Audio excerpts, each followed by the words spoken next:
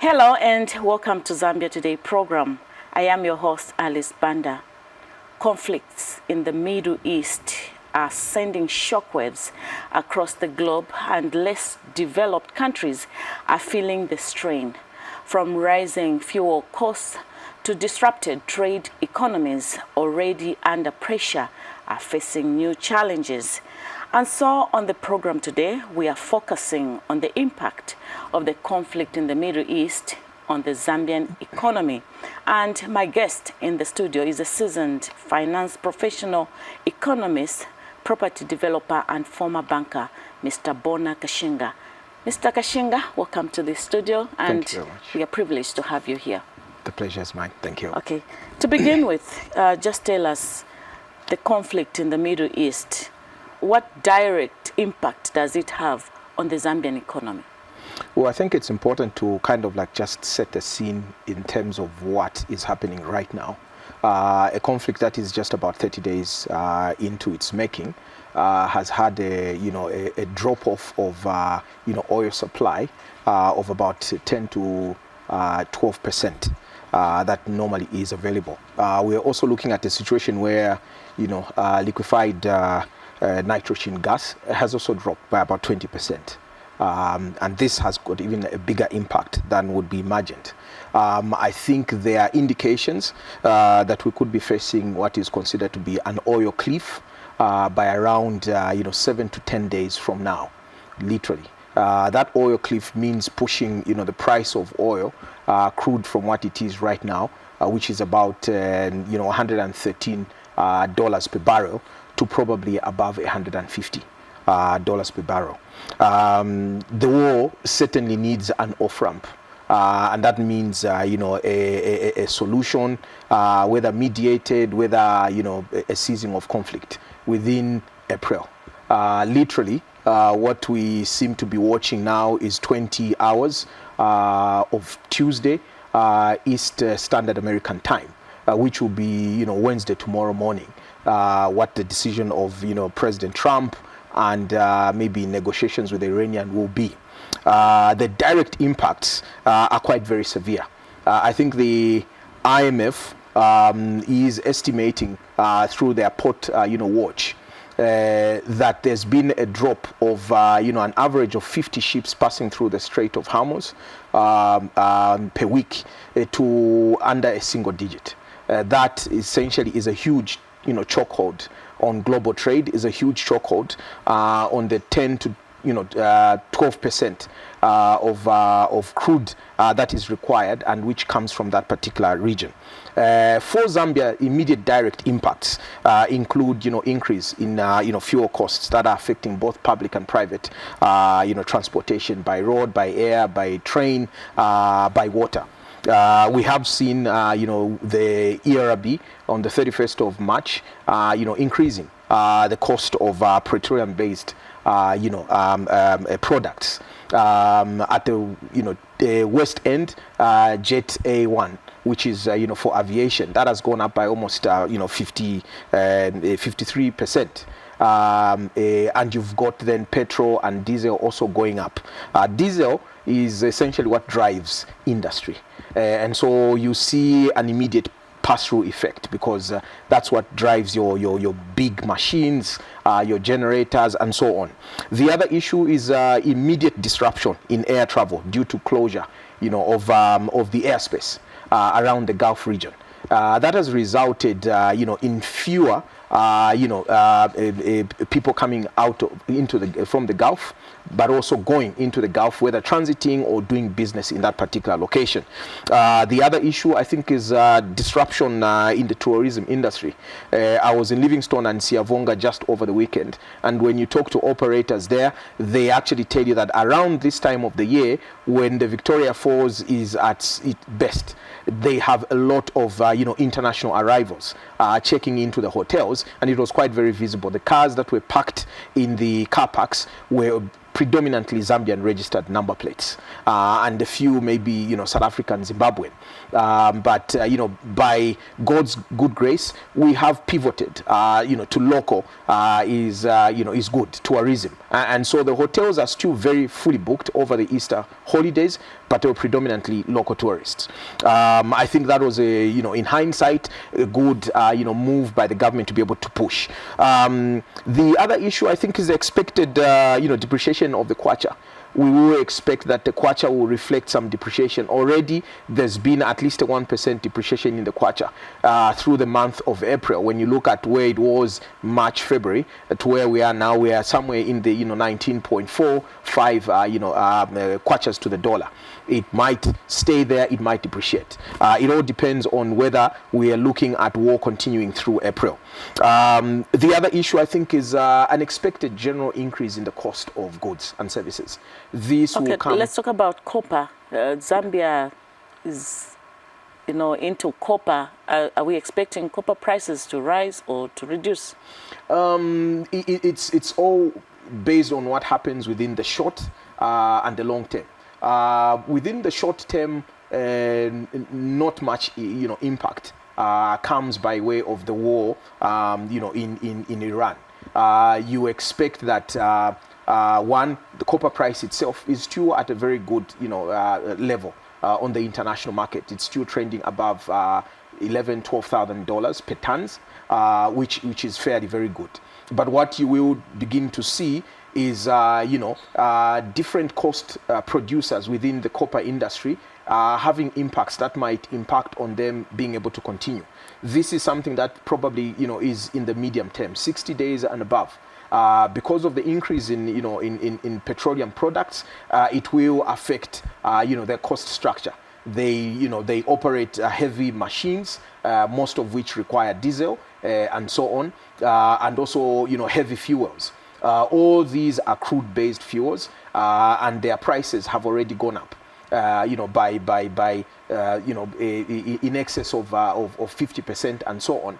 We do expect that if the war prolongs, there will definitely be an impact. And usually what happens is that those who are high cost producers, they are not very competitive with their costs, it would have a challenge. So you have a situation where the price, the costs are going up, but the price is fairly remaining where it is, still very high. In the long term, what will typically happen is that global growth is affected. If global growth is affected and we have an oil cliff, what you will see is a slowdown. Slowdown necessitated by most players wanting to see and preserve cash, wanting to survive through a crisis whose end is not known. Hopefully, by tomorrow when we wake up, there will be some indicators of where we're going with this particular war as, America and Iran decides on this particular war. But if we get into a global recession, which, would happen if we hit $150 to a barrel, you would see a lot of projects beginning to slow down. The cost structure of mines by the determination of Bloomberg intelligence indicates that right now a cost increase of about 20 to 50% has been impacted on most mines. And unfortunately, the Zambian mines are on the tail end of that spectrum. They are towards the 50%. And if our biggest mines are having a 50% hit on their cost structures, that shrinks their margins. If it gets worse than that and they are no longer making profits, some mines very easily go into care and maintenance. And that's what you see when you've got a very long, global crisis. What happens is that supply, then, completely just drops. We get to a situation where we including demand. Demand drops much more higher than supply, and we end up in a situation where we've got surplus copper. So the price would trend downwards in an extended war situation. If the price trended downwards and the cost is pushing up, what you have is actually very low margins that copper producers would be making. Only those that are very efficient, perhaps towards the 20, you're talking of your South American copper mines and so on. So we would need to be able to start almost implementing immediately some fiscal relief. Already the government, I think on 31st of March, made the decision to be able to zero rate a VAT on diesel, on petrol, and to also suspend excise duty on the same. We may need to be able to extend this if we're looking at a scenario where this war goes beyond April. You would also want to respond very aggressively on issues that have to do with the cost of doing business in Zambia. There are licensing issues that different players within both the mining sector but other sectors also complain about. Yeah, which brings me to the question how this will this conflict will affect foreign investment in Zambia. Yeah, it's a mixed bag, I would say. So in the short term, most FDI projects are pretty much going ahead. The funding has been secured. Hopefully the licenses have been secured. They've already made a decision. They were not basing that decision on what is happening in the last 3 to 4 weeks. Exactly. But new FDI projects, those come into question marks. FDI that you would probably be expecting from the Gulf states, you have to be able to ask yourself, would they be going ahead with it, or would they be in a wait and see mode? We know that a couple of Gulf states have had their oil fields and infrastructure affected. And as a result, they may be in a situation where they need to be able to look inward and repair those. I think we have estimates of 1 or 2 countries, whose oil infrastructure might need another, 2 to 3 years to really come back online. So if they look inward, and that's your Middle East and your Gulf state, if they look inwards, definitely FDI from those particular regions might, be slightly reduced. And so it's reasonable to expect that from that region, that could be an effect. Asia as well, I think, is estimated to have one of the highest, effects coming from the, U.S. Israel-Iran war. And as a result, there could also be some holdback on investments coming from that particular region. We are looking, I think, more within the region and the continent for a continuation of an aggressive posture. I think the Americans are insulated from this war. They have got sufficient oil reserves themselves. I think the oil that they are actually now getting from Venezuela is oil that is actually needed to come into the global pipeline to be able to cushion the effects that are coming from a reduction from the Middle East oil.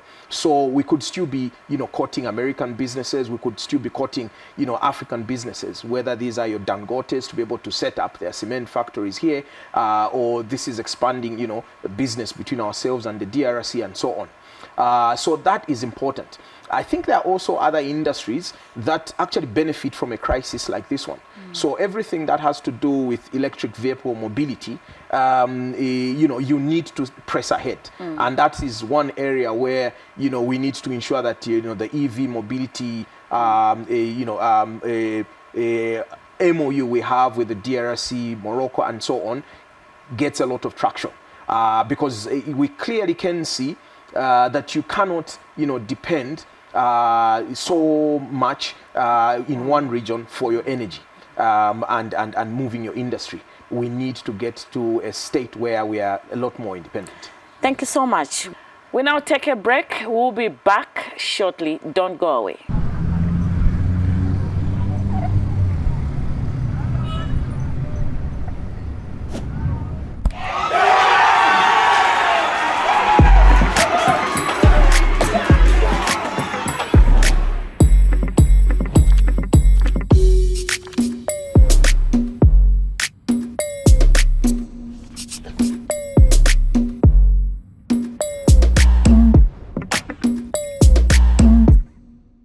Welcome back. In case you've just joined us, this is Zambia Today, looking at the impact of the conflict that is happening in the Middle East on the Zambian economy.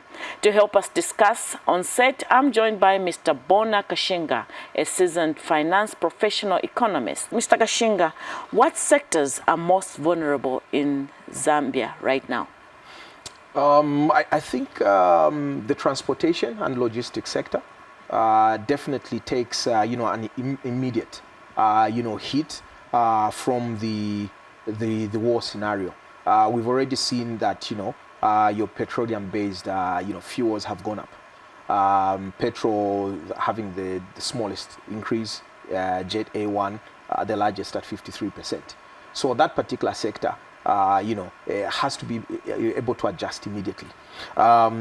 We also know that the tourism sector would be affected similarly.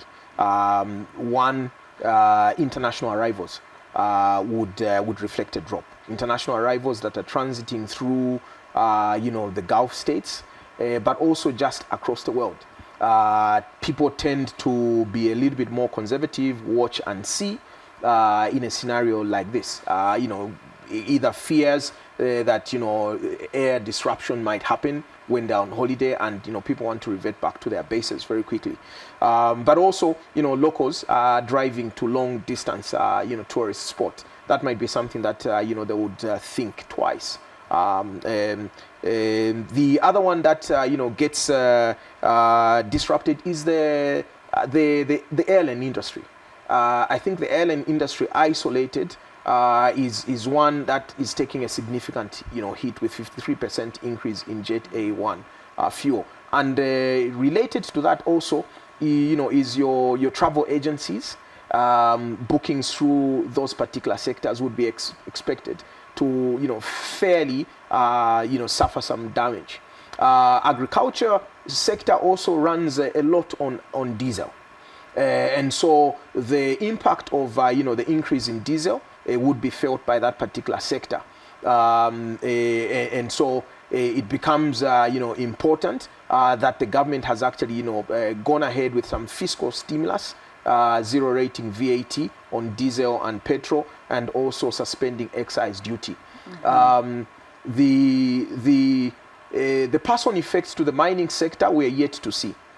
Because they are also, heavy, diesel consumers and also heavy fuels. But these immediately, come to mind as sectors that immediately would suffer some form of adjustments. Okay. So what potential opportunities are there in this, this conflict, especially on the Zambian market? You mentioned electric vehicles. Is there any other potential market? Yeah, so I think there are two things. In the immediate, term, we are looking at a situation where, unfortunately, copper is an important ingredient in bullets, is an important ingredient in military hardware. So whether that's your communication, gadgets that are used, in military vehicles and so on, planes and so on. So copper from that particular point of view benefits from not only this conflict, benefits from the Ukraine-Russia conflict, benefits also from the Sudan conflicts and others. And so there, we would we look at it as an opportunity, a bad one in a sense, but nonetheless an opportunity. I think long term, we are looking at a situation where we should actually push ahead with pivoting from a heavy dependence on fossil fuels coming out of the Gulf states. So we need to be able to move towards electric vehicles. That one talks of our energy sector. Projects that are in the pipeline or that are on the drawing board need to quickly get into the pipeline. Those which are in the pipeline need to be pushed through to commercial production. Whether these are your solar farms that can very quickly be turned on and bring additional power into the grid, or ramping up even further Mamba collieries within the medium term. Yes, we're expecting 100 megawatts plus. We need to be able to fully utilize Mamba coal.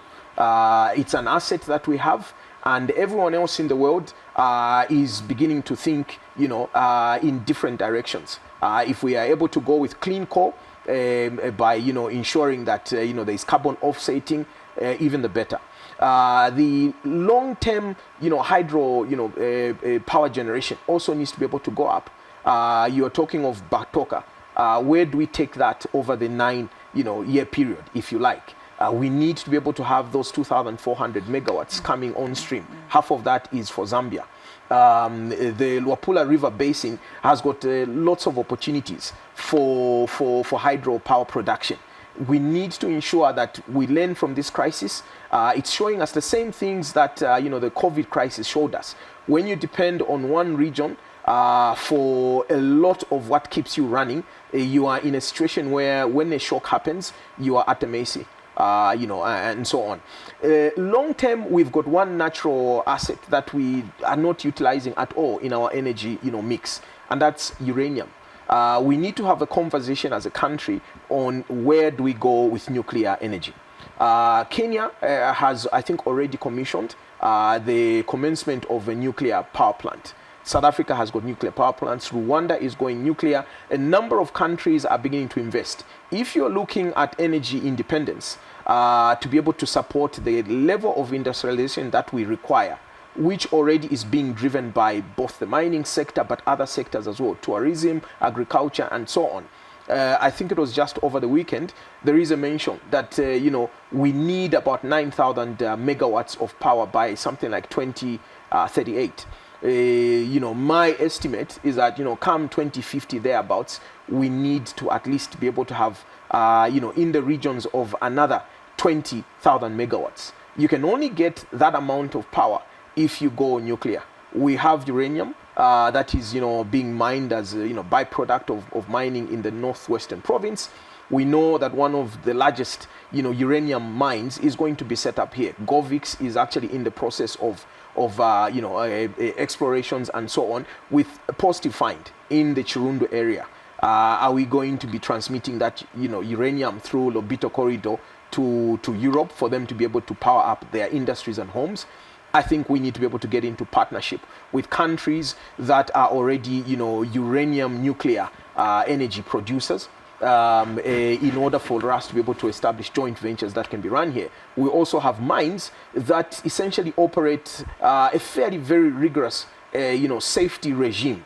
Some of them can be entrusted to be in partnership to actually co-own and co-run these things in a PPP model, and probably for them to actually get off the the ZESCO grid and have their own uranium and sell part of the excess. This is a conversation we need to be able to have, now, for us to be able to say 10, 15 to 20 years from now, perhaps if not a huge nuclear power station, at least, the more recent versions that are coming online, the small nuclear reactors built by Rolls-Royce and others, that needs to be able to come. It's an opportunity that looks like it's very far-fetched, but you make decisions now in order to capture them. Solar is something that we definitely can be able to get going with, in weeks and months, and so on. So these, I think, are some of the opportunities that come to us by way of a difficulty, but we need to look at the silver lining.